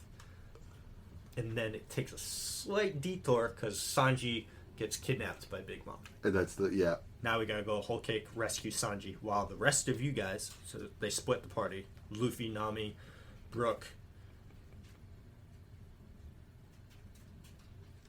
Pedro, and one other person goes to Whole Cake Island to get Sanji and Sanji the rest of the crew, Robin, Frankie, Usopp, Zoro, go to Wano. Nice. So they do their shit on Whole Cake, and then they go to Wano. So like I said, you go peak for Marineford, but then you crash down for fucking and then you start a mountain range. What do you call it? Fishman Island crashes, but then it's the slow rise again to Wano. But it's mountain ranges, like you said, because Throw a Bark is... A lot of people are complaining, except for Charlie. Punk Hazard is meh. I love Throw a Bark, by the way. People shit on that. Fuck you. Well, you and Critical are on the same side. Throw a Bark... I keep saying Throw a Bark. Punk Hazard, Fire Ice one, is meh, but it's a huge setup arc and it's honestly hilarious. There's a lot of hilarious moments in it, but it's not threatening. Nothing. There's no threats. It's not a whole triangle. Yeah, but then it's all bangers afterwards because fucking Dressrosa is biggest fault, way too long. Because it is. So is Wano. Cut out Wano's first act should have been shorter, and its whole second act should have been cut in half. But the third act is just peak. That's one of my biggest worries is I'll get into reading One Piece in my free time. I'm gonna be like, I'm actually getting no. But I just need to do it. Just do it. But Whole Cake Island, Dressrosa, Zou, and Whole Cake Island, that stretch, all three of those are fucking masterclasses. And then you go into Wano, and it's you get the little dip, because at the beginning of every island, they got to get there. Oda always has to do this. You got to see the suffering of the people on the island. Luffy has to meet somebody that he becomes friends with that then motivates him to save the people of the island. Immersed in the culture. But because Wano has been set up for so long, Wano's first mentioned in Thriller Bark. Plus, it's the one that's Japanese inspired. Yeah. So it's also going to get that extra love. Yeah, so I remember when Wano started, and that was like, everyone was so hyped because they were trying to like get Oda to get to Wano faster, but he was like, "No, I'm taking my time in Whole Cake Island." You don't rush an artist. Yeah. Look at Fujimoto. I've been trying. So yeah, One Piece has its ups and downs, but you're at that point where you're gonna go to a really high up because you might not like the Water 7 part, but the Ennis Lobby is fucking amazing because I know you don't like Frankie. I don't. Maybe you'll like him better in a manga fashion. He probably will, especially not hearing the voice, because as cute and iconic, jovial as it is, and iconic as it is, it irks me. That's okay. But he might be better on the page, or at the very least not as bad. Probably still going to be my least favorite of the crew. That's a guess. I don't know his backstories or anything like that yet, so leave that part. I am open to change my Frankie opinion. I love Frankie. I love them all. But I think when I left off, Sanji was my least favorite. So a lot of people do hate on Sanji, and for a good reason, and I agree to an extent, but I think because first off, Sanji is one of the best written characters in One Piece when you get to see all his full backstory. Yes. The stuff before Zeph. Yeah. In the Whole Big Cake Mom Island. stuff. Yeah. Yeah. And what he goes through on that island. You know what I mean? Which I thankfully don't know yet. He gets a lot of character depth in Whole Cake Island. But there's one thing that happens in Whole Cake Island that I think should have changed. Because Oda doesn't change the characters. The Straw Hats are the same. When you meet, Usopp is the same person you met in Syrup Village. Yes. Luffy is the same person. Zoro's the only character on the ship that has changed. He changed from pre-time skip to post-time skip. Zoro lost his smile. That's literally it. Zoro became, I need to be the serious one to make sure that, and he's on the strength side so that I don't fail my captain again. Because he wasn't there. He's also taking on the seriousness burden of everybody. Because Lord knows Robin's probably the only other one that's serious, but she doesn't treat being serious the way Zoro treats being serious. Well, because there were parts of that in the beginning too. Because he's the one that put his foot down and told Luffy, "No, Usopp's not allowed back on the crew until he apologizes in Water 7. Has to respect you. He has to respect you." That was his words, and it was because of that Luffy agreed that you're right. Usopp's not allowed back on the boat until he says that. So Zoro took on the more mature role, I guess you could say. He's easing Luffy's burdens, the stuff Luffy doesn't like actually doing. Yeah, but everyone else is exactly the same. And Sanji stays the same after Whole Cake Island with the whole hard eyes stuff and the bloody noses. Yeah. And based on what happens to him on Whole Cake Island, I think it would have been a humongously awesome step forward if that was either massively toned down or just completely erased based on what happens to him on Whole Cake Island. And I mean, I obviously don't know yet, but man, do I already want to jump in and agree with you. I'm like, yes, please tone it down. Because there's been some there's been some moments I'm like, okay, this gag is really played out. It's been so long. Yeah. Because like there's other gags. It's holding Sanji back too. That's the bigger problem. Is it makes people roll their eyes at Sanji, especially after an arc where he gets so much depth. You don't want them being like, "Oh, this again." I'm perfectly okay with the other thing because he doesn't fight with his hands because a chef's hands are for cooking. Cool. That's why I keep my nice writer hands nice and safe. And then he doesn't fight women, and I'm okay with that too. He doesn't. He doesn't even in Wano, he's getting his ass beat by a woman, and he calls for Robin for help because she's like torturing him, and she put him on a Denden Mushi to like broadcast that he's being beat up, and while he's there, he cries for Robin to come help him, and then they all laugh at him, and Robin gets super mad that they laughed at him for that, and she comes in, and Robin just fucking beats the fuck out of him. You just sold me on the whole arc. So I'm okay with that. It's the hard eyes stuff and the going. Even if they just had him still be like so woman focused or whatever, it's again just don't make it where it's like you're Looney Tunes and out for them. It got so post time skip. It's so when it happens in Fishman Island, I think it's very funny because he was stuck on an island of all cross-dressing men, and so it was kind of funny when it happened. Like the first time he saw Robin and Nami again, he gets a nosebleed and literally passes out from how much blood loss, and Chopper has to he has an IV bag of blood, and it's funny and stuff like that. But then it's like that for like all of post time skip, and it's like, okay, when are we gonna dial it back to? Because he had some good he had his moments pre-time skip, but it was mainly towards Robin and Nami.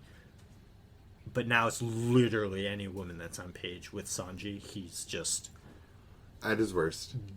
Googled over them, and it's like, dude, like, tone it down, Oda, please. Oh, just let him be a good character already. Because I used to love Sanji as like a kid. Well, a part of it too is I did read it, and it I think it's Grand Line View has a video about it. And actually, if I find it, I'll send it to you so you can watch it. It's just explaining because it's actually an editor. It could be an editor's fault on what happened with Sanji because he pushed Oda to do that. Or I don't want to get it too wrong, but I will find the video for it because it's not that old of a video, and I can find it on his YouTube channel, and I'll just send it to you tomorrow. And One Piece will always boomerang back around to being on this podcast, so it will come up. Yeah, so I'll definitely send it to you, and also an island of cross-dressers. They found my home. Have you seen these cross-dressers? No, I can only assume what Oda made these cross-dressers look like. Probably actually dead now.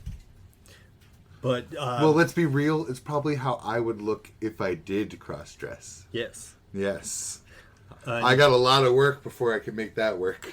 You've seen him, but you might not know his name, Ivankov. Yes, ginormous head. The picture of them came into my mind as I started saying they're probably. He's the leader of that island. Yeah. So they all look like him, which is wild to me because he has the hormone fruit, and he can. It's canon that he can turn women to men and men to women. Because somebody also has a knockoff version of that fruit and turned Law into a woman for half a chapter. Was he hot? He was, yeah. The fucking community lost their mind.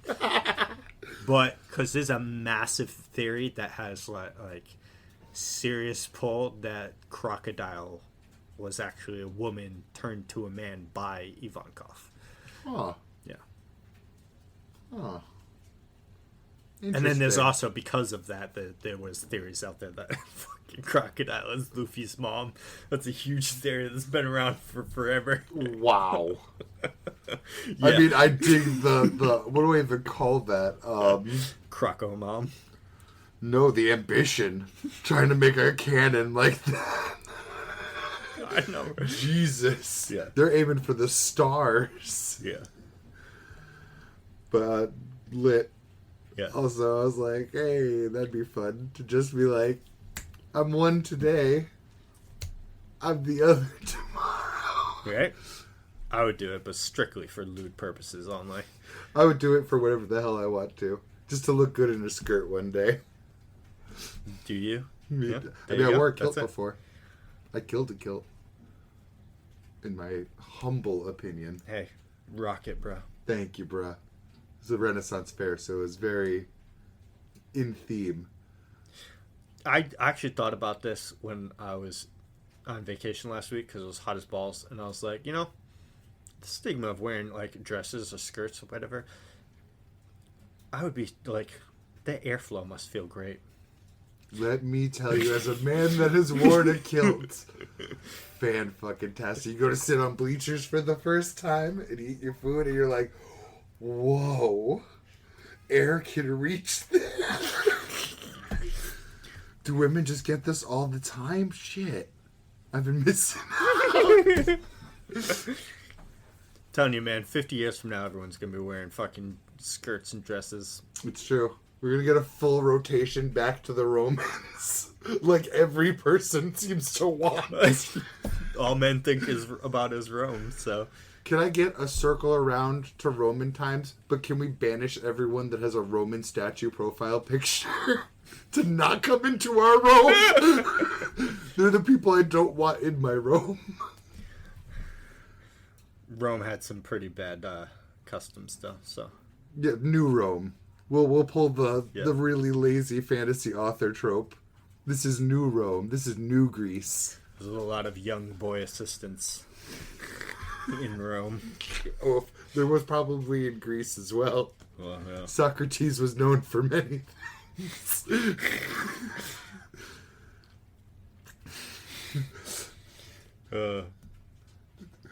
I didn't read Kagurabachi, guy. So... That's okay. I did. I did read a few pages. Sorry. A few pages of what? Kagurabachi guy. I was like, speaking of child assistance.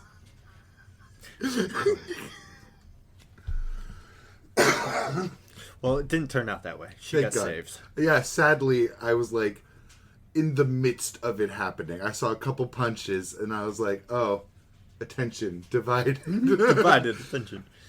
No. Kaiju was alright. Chainsaw Man was alright. Chainsaw Man was alright. Kagurabachi is pretty cool. We talked. Still slapping. I like that Samura's set up as still an antagonist rather than being like, it's not too late, bro. And I like Chihiro saying, I took up the sword again to stop you. For your daughter. Yes. Can't argue with that, bro. Yep. And he literally couldn't argue with that. Lord Hishaku is making his move on the Shinuichi, which I still hope that the Sword Master gets his hands on again. Just to see it. Just to see it. But I want to see your fight, like. But if he does get his hand on it, though, is it just gonna be the end of the world? Like, who stops him? We still don't know technically what Yura does. Was Yura confirmed to be the one that started the tree? Because I don't think he was. I think that guy was there. Yeah. But okay, so for all we know, Yura could just. But they've already said any of the enchanted blades are enough. Are the pinnacle of sorcery, so it doesn't matter what you can do, type deal. They said that, but all it takes is one hack you don't know about. Like again, I think pain. If someone doesn't know they're about to get their soul ripped out, it doesn't matter what power levels mean anymore.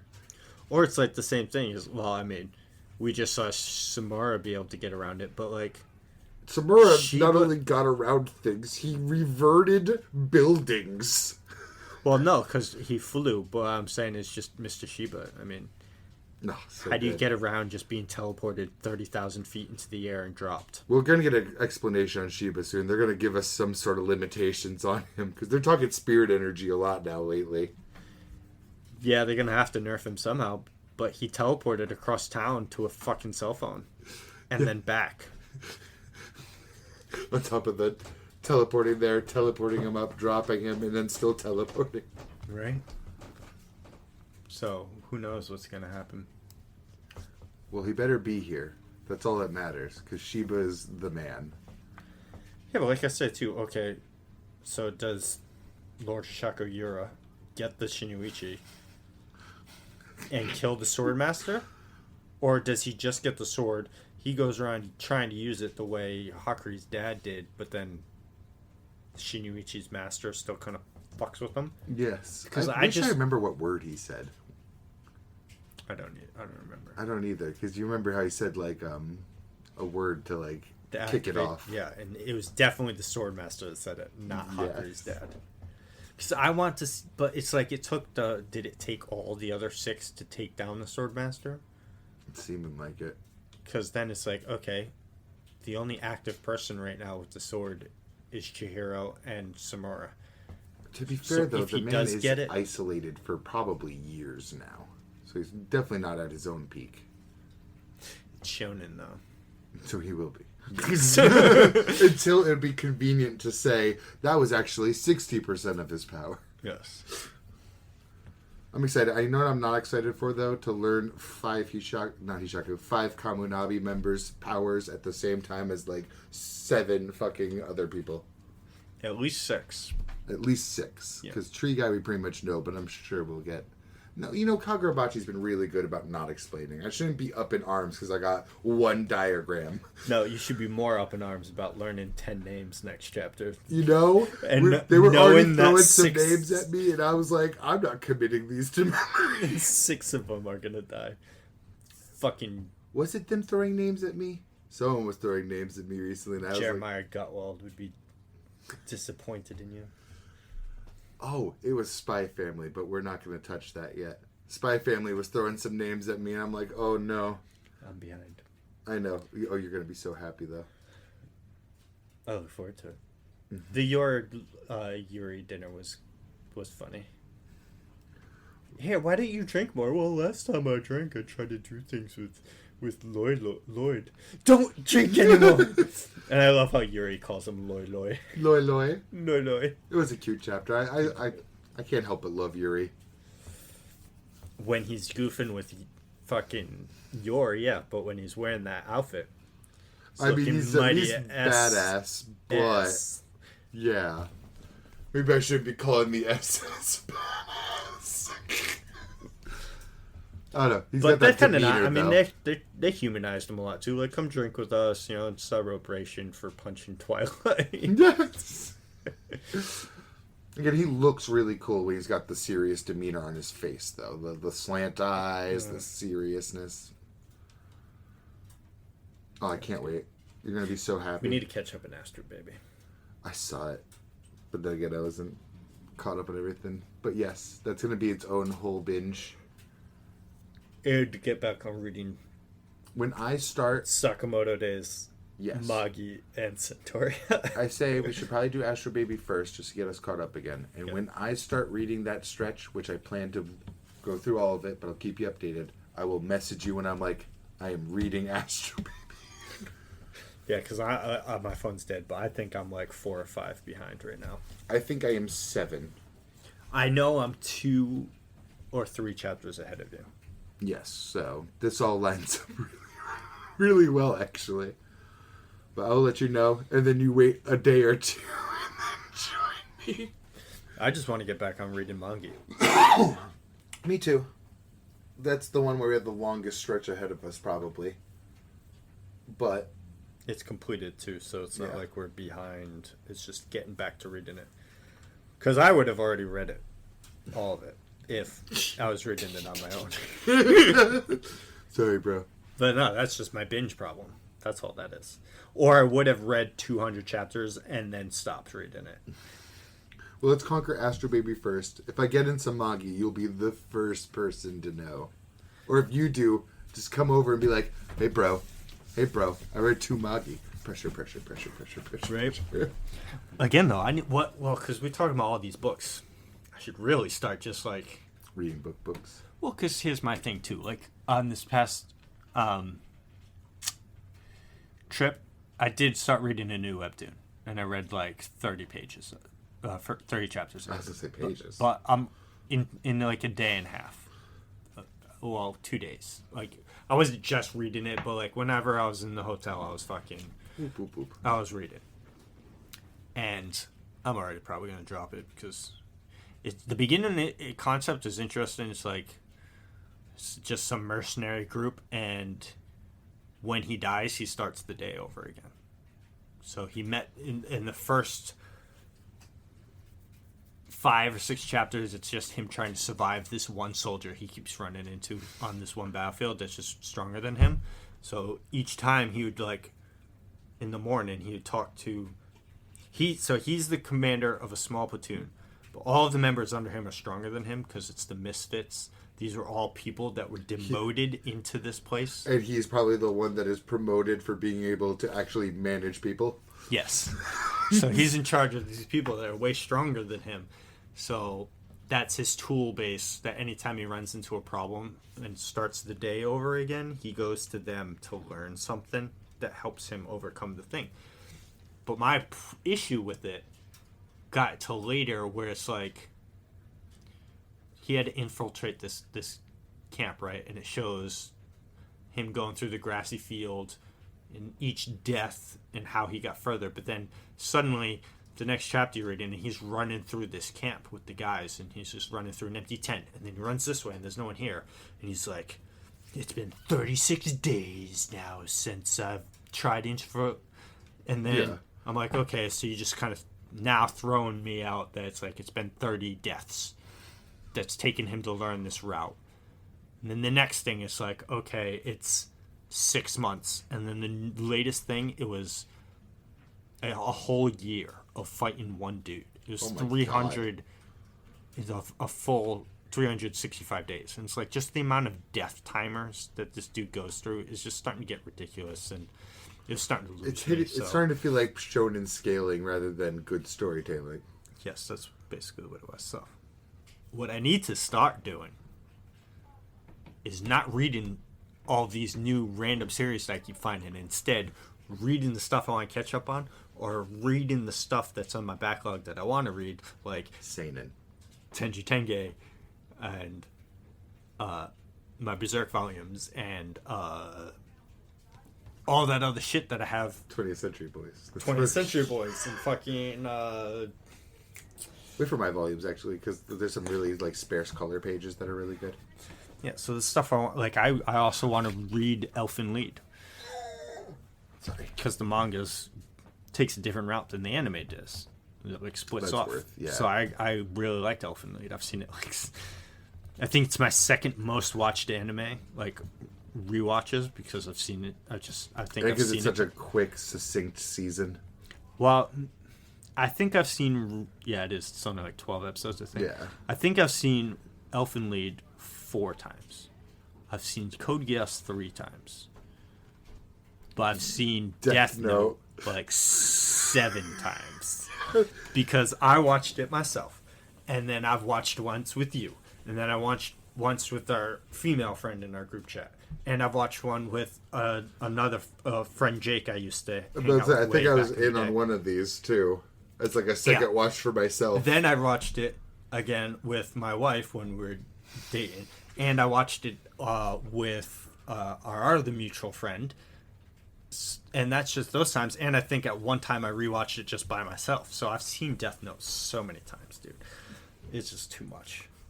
I want to rewatch Future Diary. Don't do that. I'm going to do that. Because you know Future Diary is shit, but you see... You know me. I'm going to be sitting there being like, I'm just like Yuki Teru. I'm so pathetic. Well, because you're going to think of it as rose-tinted glasses, but you know that we know that everyone knows that it was not good. I watched Scamboli's roast of it 3 times in like a month. It was so popular at the time, too. It was. It was just because of liked it a lot. The it's hot still pink-haired in my top yandere. 5. That's why everyone liked it.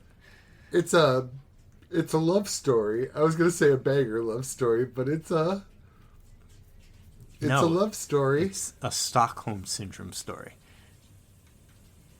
Because you know that's exactly what it is. Because you know is just going through all the time loops to try and get this dude to fall in love with her. Well, they do fall in love every time. Yeah, it's because he gets attached to her, and I think actually that line is in the show. Don't hit me with that line right now. I don't need that line right now. Don't do it. Don't do it. I already know what line you're pulling from. It's the I would have fallen for anyone. Yeah, I know. I fucking know it, bro. I know. I'm sorry. I am Yuki too. Yeah, no, that line broke my goddamn heart when I did hear it the first time. And guess that's just how it is. Oh! I'm happy I didn't watch that one with my partner. So, yeah. No. Don't watch it again. No. I do want to watch whatever the trite happy ending they stapled onto the end was. Because again, I do think Yuki ended up deserving his spot at the end of that series. I think everything that happened led to the ending that was in the original anime, where he is a sad, depressed fuck that doesn't even use his godly powers to create the universe. And they stapled on an ending where a happy alternate universe, shatters the barriers to reality. You know that last moment where he sees the light in the anime? Yeah. That's third universe, who lived a normal life, getting pulled by God to be like, hey, please save. And they get to be happy in a third universe, and everything works out, and Deus stays God. This is the problem with making becoming God the stakes of your story, but I digress. Yeah. So we do need to call it, but before Yes. that, I do need to say one thing.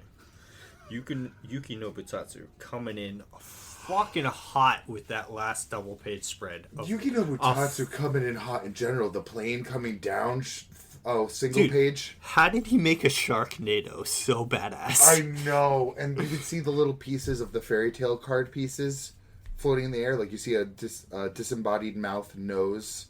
I'm not sure if eyes were in the same page. Yeah, so it's Saint Germain fucking with them right now. Mm-hmm.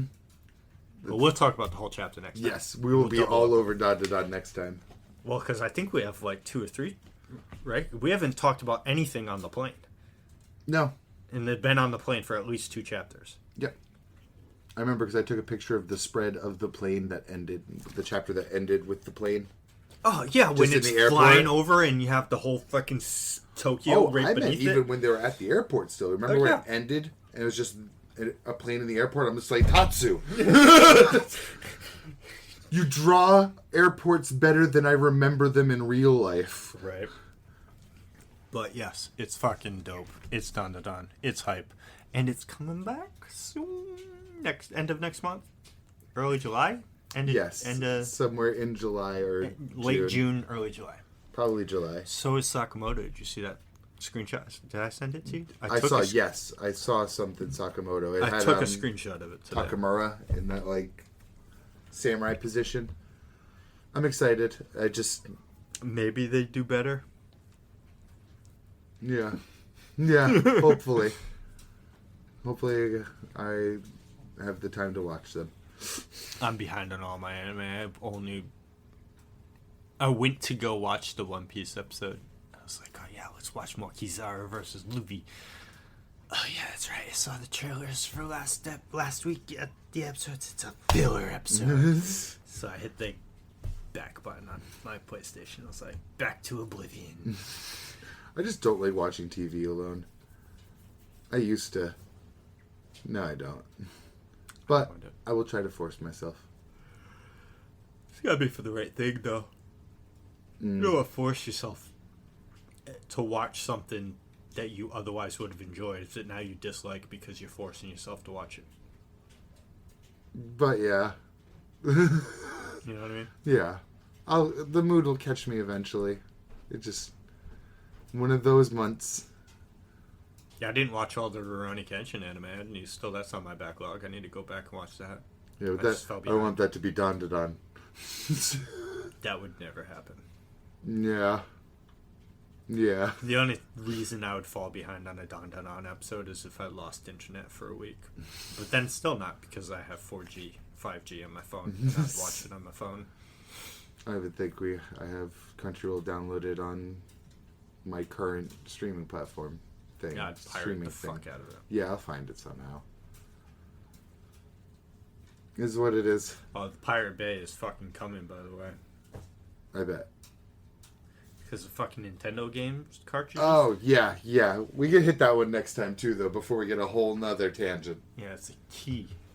I'll do my research on how the Switch hate that I've been seeing. And yet they still sold out in an hour. Did they really?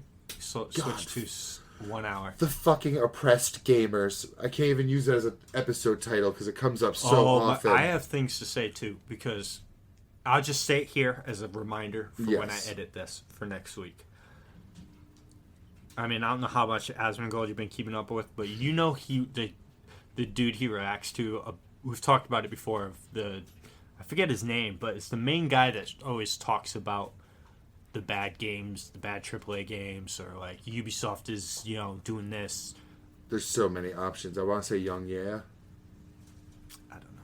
I'm not about to roll through descriptors, but yes. But I'm just fucking angry that they're even existing right now, because I was just sitting there and be like, I am so tired of headlines being like, this game is a wake-up call to game journalists. I was like, okay, so Baldur's Gate 3, fucking Pirate Yakuza, I'm struggling. I'm gonna go through Metaphor, Expedition 33. It's like every 2 weeks you're talking about a new great game, but gangbusters. But all you're actually saying is that the fucking gaming sphere sucks because all these game industries suck at making games. But every 2 weeks we're getting a slapper. Yeah. It's like, okay, no, the game industry is doing great right now. It's the media industry that's doing terrible. Yes. It's all outrage. But anyway, we're gonna end it there. We'll talk to you guys next week. Basically, just got a little preview of the things what they're going to talk about. So that's a good way to do it. Yeah, so tune in. Next time on One Piece. Next time on Dragon Ball Z. Peace. Bye-bye.